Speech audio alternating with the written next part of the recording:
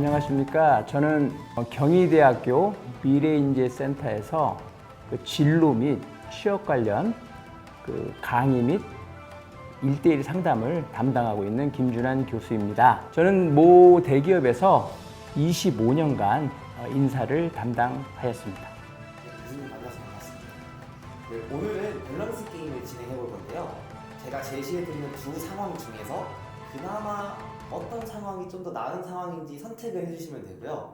그 이후에 만약 실제로 이 신입사원들이 이런 상황에 처했을 때 어떻게 대처하는 게 가장 이상적인 방법인지 설명까지 해주시면 감사할 것 같습니다. 네, 그럼 첫 번째 상황 드리겠습니다. 상사가 운전해주는 차에 탈 때 상석이 앉는 인턴 vs 상사와 집이 가까우니까 차로 데려다 달라고 하는 인턴. 사실 좀 애매한데요. 그래도 그 둘 중에 더 나은 거를 꼽으라면 첫 번째 말한 그 상석에 앉는 인턴이 좀 더 나은 것 같습니다. 왜냐하면 우리가 보통 그 좌석을 보면 가장 상석이 그 운전석의 대각선에 있는 뒤편입니다. 그 다음 상석이 운전석 바로 뒤편에 있는. 그 다음 상석이라고 하면 운전석 바로 옆에 조수석이라고 우리 표현하죠. 그 다음에 운전석. 이제 이런 순서가 되겠는데 보통은 상사가 운전을 한다면 아까 말한 조수석에 앉아야 됩니다. 그런데 잘못해서 저 뒷자리 대각선 뒤편에 앉았다 해도 인턴이라면 그 정도는 애교로 충분히 봐줄 수 있다고 생각합니다. 그런데 아까 말씀드린 우리 집까지 데려다 줘요라고 말하는 건 우리 보통은 좀 쉽지 않은 약간은 선을 넘는 행동일 수 있어서 저는 상석에 앉는 인턴에 더 점수를 주고 싶습니다. 네, 그럼 다음 상황 드리겠습니다. 전화 받을 때 소속 말 안 하는 직원 vs 전화 받고 상사한테 전달할 내용을 메모 안 해놓은 직원. 두 가지 다 사실은 좀 해서는 안 되는 행동이긴 하지만 또 더 나은 걸 고르자면은 그래도 자기 소속을 밝히지 않고 전화 받은 직원이 더 나을 것 같습니다. 제가 왜 이거를 더 점수를 주었냐면은 아까 뒤에 말한 상사가 말한 걸 그 메모를 해놓고 전달을 안 하는 경우는 굉장히 큰 일로 터지는 경우가 종종 왕왕 많습니다. 그렇기 때문에 그 전화한 직원은 그것만 기다리고 된 걸로 알고 있는데 그걸 전달 안 했을 때는 굉장히 큰 차질이 빚어질 수 있기 때문에 저는 점수를 굳이 주자면 본인 소속을 밝히지 않고 용건으로 바로 들어간 그런 케이스를 저는 좀 더 나은 케이스라고 저는 선택하고 싶습니다. 네, 우리가 보통 전화를 할 때 중요한 거는 처음에 내가 어느 소속에 있다. 그러면 대충 어떤 일이 하는지 잡히겠죠.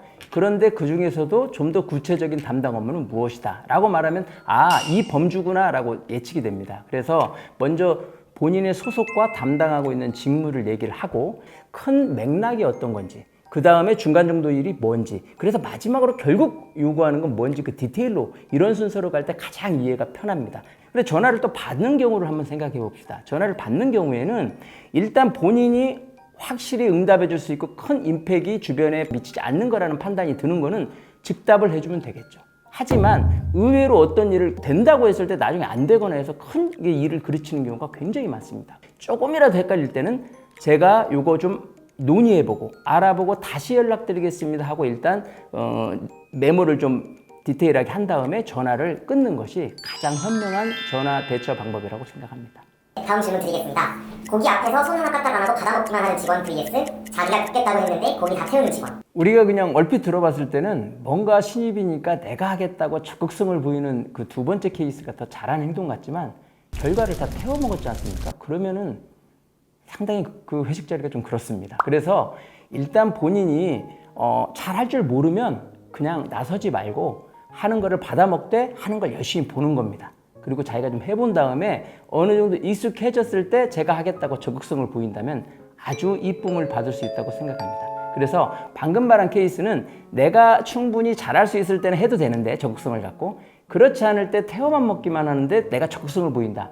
이거는 나중에 좀 비난을 받을 소지가 충분히 있다고 생각합니다. 그래서 저는 첫 번째 케이스가 더 나은 선택이라고 생각합니다. 네, 그럼 다음 질문 드리겠습니다. 회의할 때 적극적이나 자기 주장을 고집하는 사람 vs 회의할 때 아무 말도 안 하는 사람. 이 부분은 바로 그냥 제가 좀 떠오르는데 첫 번째 케이스가 훨씬 더 나은 선택입니다. 무슨 얘기냐면 우리가 소위 토론 면접을 하건 아니면 어디 가서 무엇을 하건 표현을 안 하면 0점입니다. 0점. 빵점입니다. 그러니까 표현을 해야 무엇을 원하는지 알 수 있는데 신입 때부터 표현을 안 하게 되면은 그게 어떻게 보면 자기의 어떤 캐릭터가 됩니다. 쟤는 뭐 회의 때 말 안 하네요. 이렇게 되면 어디 가서도 자기 표현하는데 더 위축돼서 그게 회사의 생활 습관화가 됩니다. 그러면 굉장히 무능해 보이겠죠. 그래서 주장이라는 거는 나쁘게 보면 고집이지만 좋게 얘기하면 자기 견해나 소신이 뚜렷하다는 겁니다. 그래서 어느 정도의 좀 충돌이나 또 서로 간의 의견 좀 취합이 잘 안 되는 한이 있더라도 본인의 의견을 자신감 있고 뚜렷하게 표현해내는 연습을 꾸준히 해나갈 때 나중에 어느 석상에서 대중 앞에서도 본인의 의견을 내면서 회사 일을 추진해 나갈 수 있기 때문에 저는 자기 고집이 있더라도 주장이 강하더라도 그것을 피력하는 편이 훨씬 낫다고 생각합니다. 제가 뭐 토론 면접, PT 면접 이런 면접에 수없이 많이 들어가 봤는데 토론 면접에서 의외로 중요한 게 하나 있습니다. 적극성입니다. 다시 말해서 양편으로 의견을 나누고 서로 간에 토론을 시켰을 때 본인이 얼마나 적극적으로 그 사이에 끼어드느냐, 그건 어떻게 보면 적극성이거든요. 용기이기도 하고. 그래서 일단은 기회를 본인이 너무 독점하면 안 되겠지만 어느 정도는 충분히 임발부를 해서 본인의 의견을 피력해야 그 사람에 대한 판단이 됩니다. 면접위원에게. 그렇기 때문에 저는 여러분들이 토론 면접을 하더라도 적극성으로 확보를 기회를 해서 그때 자기 주장이 뭔지 남들과는 좀 다른 나만의 생각을 참신하게 피력해낼 때 토론 면접에서 합격할 확률이 확실히 높아짐을 알 수 있었습니다. 그러니까 여러분들도 그런 면접을 할 때 적극성과 도전정신, 일단 내 의견을 한번 얘기한다, 이런 강한 마음을 갖고 임하시는 게 유리할 것으로 그렇게 생각이 됩니다. 네, 그럼 마지막 질문 드리겠습니다. 이메일 구구절절 천자 글쓰기에서 보내는 사람 vs 인사도 없이 용건만 보내는 사람 중에 어떤 사람이 좀 더 나을까요? 저는 방금 후자 케이스의 점수를 훨씬 더 주고 싶습니다. 왜 그러냐면 현장에서 보면 딱 이메일을 켰는데 이게 구구절절 길잖아요. 한숨부터 나옵니다. 바빠 죽겠고 글자로 읽는 건 또 피곤하잖아요. 그런 정도의 내용이라면 사실은 전화를 하거나 아니면 잠깐 찾아뵙고 미팅을 하거나 이렇게 해결을 해야지, 그거를 구구절절 글로 썼는데 그거를 읽는 필요성을 상대방에게 넘겨준다는 거는 상당히 어떻게 보면 예의에 또 벗어나는 일일 수도 있습니다.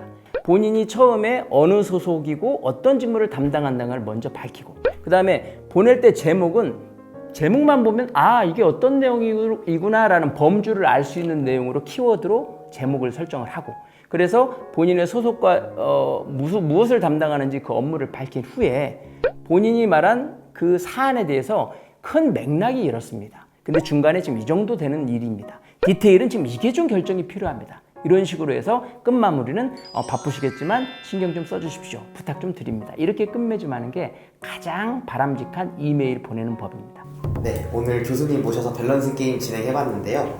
앞으로 사회에 나아갈 경희대학교 학생들을 위해서 응원의 한마디 부탁드려도 될까요? 네, 저는 제가 가장 좀 현업에 있으면서 크게 느꼈던 거 한 가지만 좀 여러분에게 당부 말씀드리고 싶은데요. 제가 미래인지센터에서 작년부터 여러분 진로나 취업 상담을 하면서 어떤 게 가장 안타까웠냐면 경희대에서 잘 만들어 놓은 이런 프로그램들을 애용을 안 할까 참 안타까웠습니다. 왜냐하면 직장 생활에서 수십 년간 저도 인사를 25년간 했지만 그 한 사람하고 같이 진로나 또 여러분 직무 결정, 그다음에 직무 결정 후에 스펙을 어떻게 쌓을지, 또 자소서나 또 면접은 어떻게 대응할지, 아니면 그러면 인생 전체에서 뭐가 중요한지, 이런 여러분 고민의 처음부터 끝까지를 가장 많이 몸소 경험하고 가장 많이 경험으로 갖고 있는 사람하고 이야기를 한번 해봤을 때와 안 했을 때는 굉장히 저는 천지 차이라고 생각합니다. 그런데 우리 미래인지센터에서 제가 있으면서 그거를 적극적으로 구하고 요청하는 분들은 굉장히 많이 얻어가시고 굉장히 만족스럽게 돌아가시는데,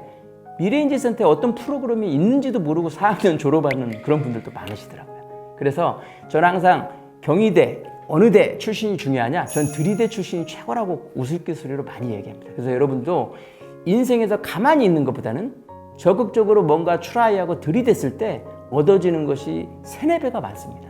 아니 10배까지도 많습니다. 그러니까 여러분들 생활하시면서 뭔가 있는지 알아보고 뭔가 일단 가서 한번 부딪혀보고 이런 과감한 들이대 출신의 어떤 정신으로 해볼 때 여러분들이 얻어가시는 것이 지금보다 수십 배 많아질 것을 제가 확언드릴 수 있으니까 일단 우리 경희대학교 미래인재센터에 어떤 프로그램들이 있는지 한번 보시고 적극적으로 여러분 진로나 취업에 애용해 주셨으면 정말 감사하겠습니다.